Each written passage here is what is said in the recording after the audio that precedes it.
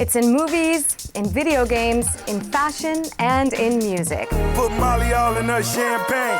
She ain't even know it. I took her home and I enjoyed that. She ain't even know it. Rape culture is all around us. But what is it? Rape culture is the normalization of sexual violence against women.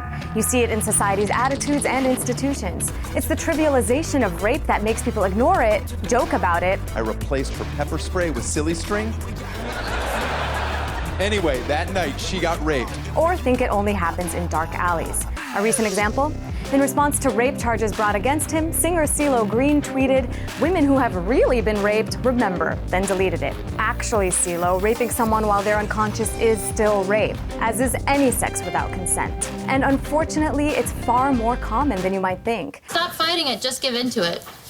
I don't know why I'm quoting a rapist. In the United States, nearly 1 in 5 women have reported being raped at some time in their lives. But the consequences of rape culture are probably worse than we know.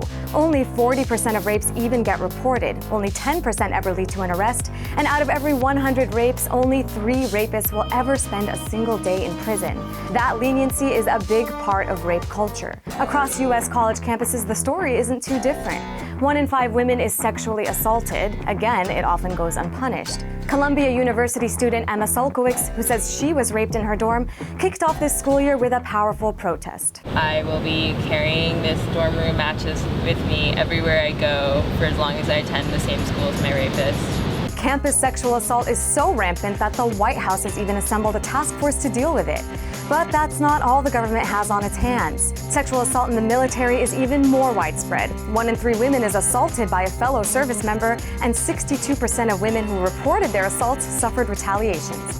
Victim blaming is a big part of rape culture. That means faulting the girl for what she wore, what she drank, and how she acted, instead of blaming the actual rapist. In 2012 in Steubenville, Ohio, 2 high school football players raped a 16-year-old girl who had passed out after drinking too much.